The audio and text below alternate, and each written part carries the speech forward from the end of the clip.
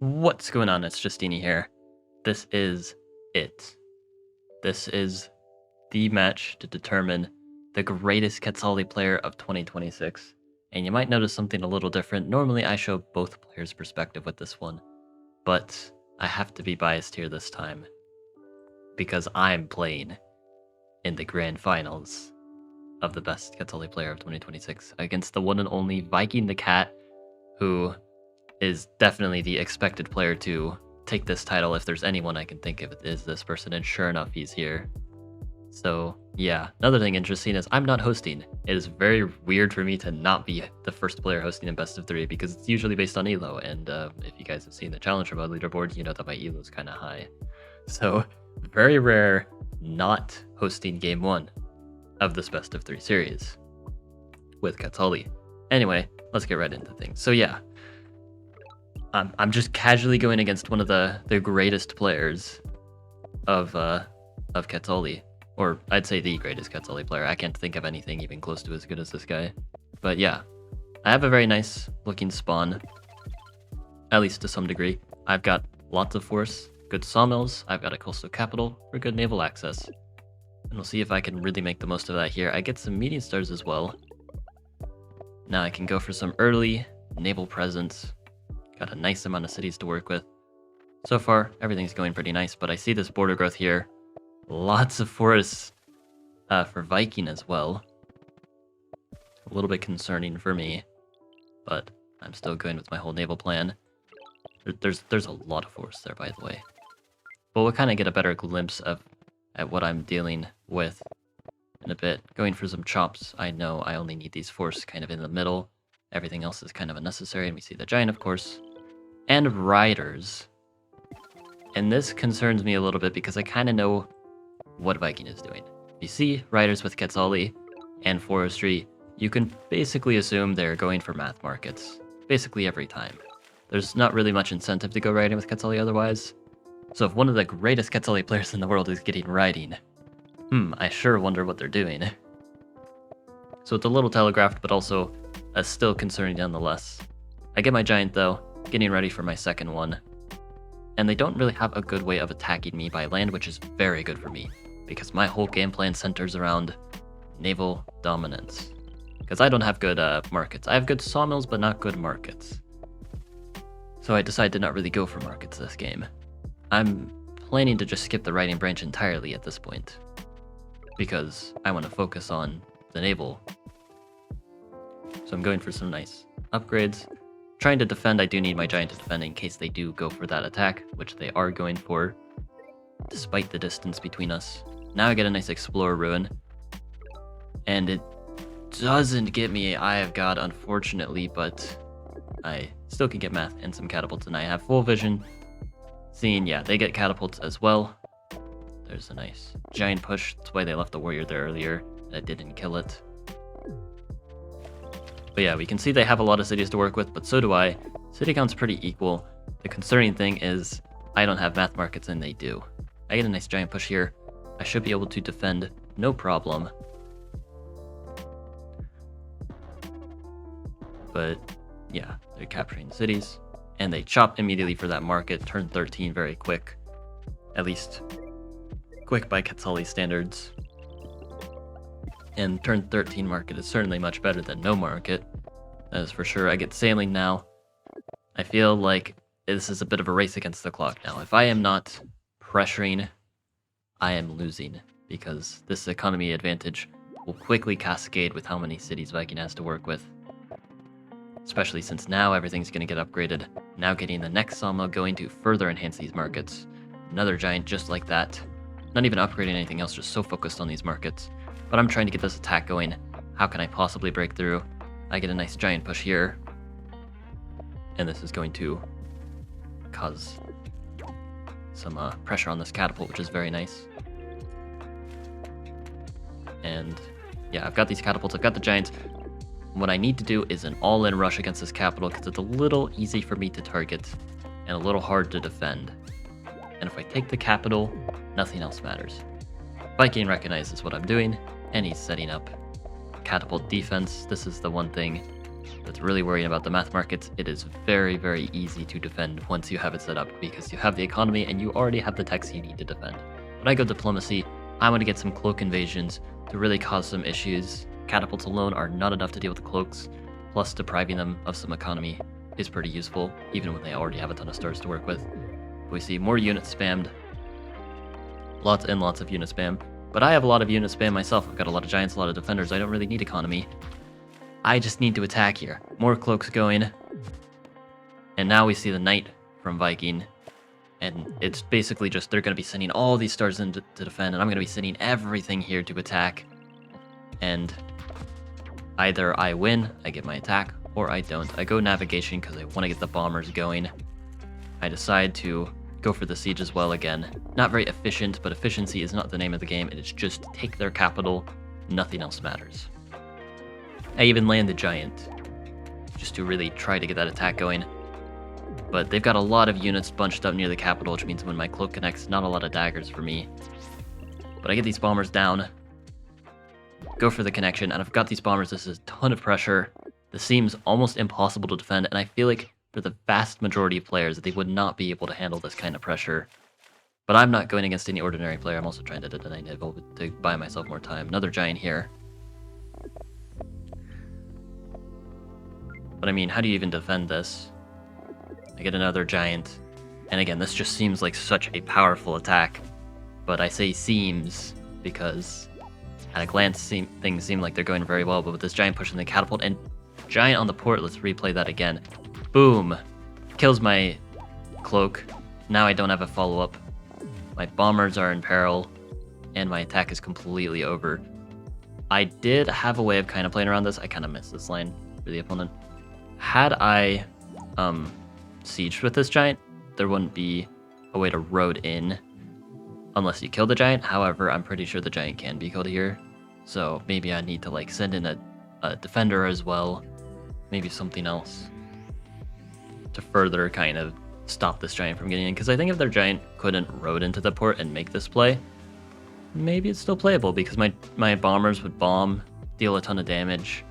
I can still get some attacks going with the cloaks constantly. I can get my giants, deal a lot of damage. My catapults can kind of clear the way. Not entirely sure if I'm winning, but yeah. This defensive resource really just shuts down my attack entirely. Very nice find. But yeah, I lose game one. First loss of this tournament so far. But I'll go ahead and cut to the next match. Alright, game two. Going off of a loss. But I am hosting this time, so let's just get right into things. Don't want to take too long going over this. There will be a lot to go over. A little bit of a spoiler. So now things are a little different. This time I actually do have good math markets, and it looks like there might be a lake in the middle. So right away, I've already got a bit of a plan. I decide to get an explorer though, just in case. If they're close by, I probably want to go like archery instead. They are not close by, so now I know what's up. Just gonna make some units, grab my ruins and villages, and be on my way. Get these upgrades, get the math, get the markets, get a pop rune, because why not? Vet sword is kind of useless, but oh well. Now we see forestry. I decide to get the explorer. If I get both lighthouses with the explorers, then I can get a giant on turn 8, which is pretty nice. So there we go. Upgrade. Meeting stars. Yeah, I could already tell that Viking was in the north, but I get the meeting stars as well, which is pretty nice.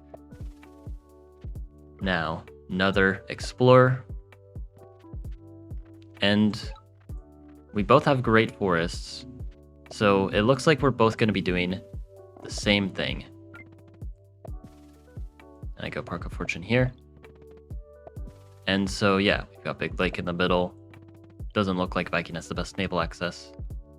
I've got some pretty decent naval access, but there is kind of another thing going on here. I decided to just pass the turn here, which, yeah, that's fine. I can't really get math in addition to anything, so yeah, just kind of save my stars. But now, here is an important moment. So I have all these stars saved up, and there's something really, really important that I need to do here. So I want to go math markets, right? But before I do that, I need to go math, of course. I get these 2 catapults. And these 2 catapults seem pretty innocuous, especially since it delays my markets. But trust me, those 2 catapults will be the single most important thing, or I guess the 2 most important things because it's 2 catapults. These will be the 2 most important things that I do this entire game. Why does it matter so much? Well, it's completely tying down these cities. But there's even more than that. Not only tying down the cities, but also once I get nice Star Rune, which accelerates my markets ever so slightly, but it is still nice anyway. I get my markets first, and again, you can see very, very scary sawmills, very strong markets. Now I go fishing, and again, these catapults stopping Viking from trading anything. I mean, anything in those cities. Now we see the markets. A little bit later, by Viking, I was able to get my markets pretty fast. But now I'm just taking the city. Nothing he could do. The catapult was there. If he trained a unit, I'm just taking it anyway. And again, if I didn't train this catapult, he would have no problem defending. He just spams defenders and I can't take it. Eventually he walls and yeah. Maybe he even gets like a good foothold there. He gets the wall here though. However, now I have the giant, another giant and a catapult, and I'm still taking that city anyway. Nothing he can do about that. So because of those 2 catapults I made, it ensures that I just take 2 cities that I otherwise may have not been able to take. And if you guys know how these market sort of mirror matches tend to play, when both sides have markets, the most important thing is not how strong your markets are. My markets are not very good. The most important thing is city count, because both players will have a very, very high amount of star per turn. What you need is a way to use those stars. And yeah, we see like, again, going for these like really excessive like bridge plays, because the most important thing is getting units. And the best way to get units is with cities. So city count is the name of the game.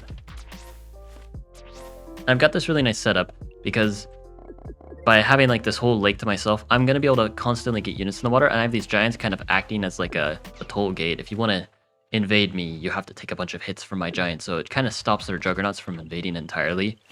It allows me to start dealing some damage. I see some bombers though, which makes sense. I'm trying to get rid of my giants that are defending so well. But again, I have so many cities. And it's just all from that, like, all from taking those 2 cities. If I didn't take those, this would have been a very difficult game to win. In fact, I don't even think I would have won because I would have been down cities and had worse markets. But now this is very hard for Viking. He's got a lot of units. He's not going to make this easy, of course. But now I get a bomber myself. Big splash. Another big splash.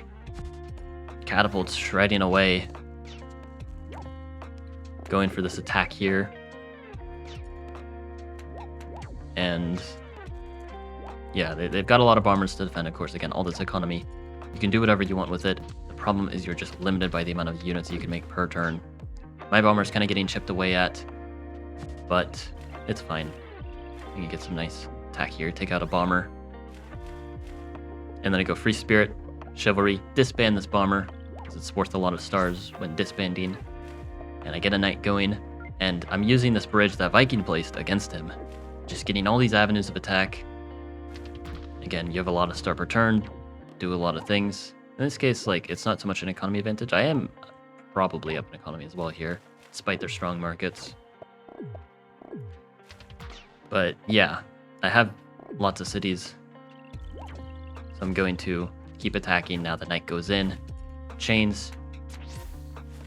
And yeah, this is just so much damage.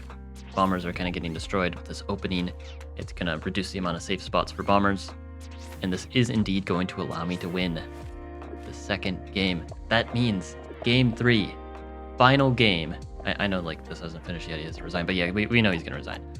Game 3, final game. Whoever wins the next game is the Quetzali World Championship, like the World Champion, whatever. I don't even know how I got here. Again, Vikings is like an insane player. Like a lot of the players I've been going against up to this point are extremely good, and I haven't even been practicing this tribe.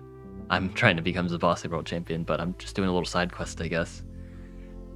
And if I win the last game, then I guess I'm just the Quetzali World Champion instead. But I'll go ahead and cut to the next match. Alright, final game. Not hosting though, so this will potentially be an uphill battle.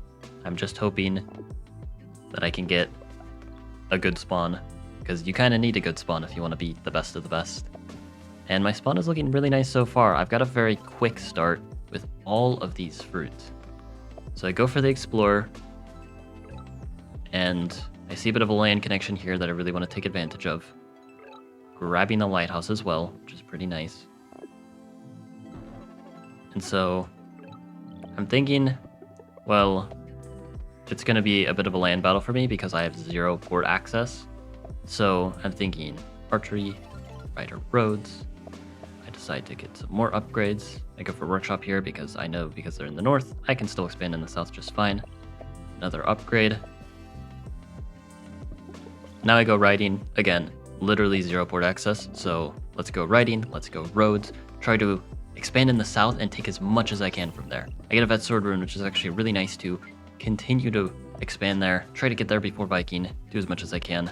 Get an explorer to further see what's going on, and we can see a very different setup for Viking. Lots of ports. And yeah, I go for archery, seeing all these defenders. It's going to help me defend against potential scouts and also potentially attack. And I can see this defender going to the city, and this is a huge problem. Now, there's some scouts as well. But this defender is going to be a huge problem. They're also like capturing cities up here. I go towards the city up here, make an archer. But I'd say at this point, this is where I made a pretty big mistake. This defender needs to go. If I don't do something about this right now, they make a city wall, which is spoiler alert, that's exactly what they do. They make a city wall, they don't lose the city, and I'm kind of stuck.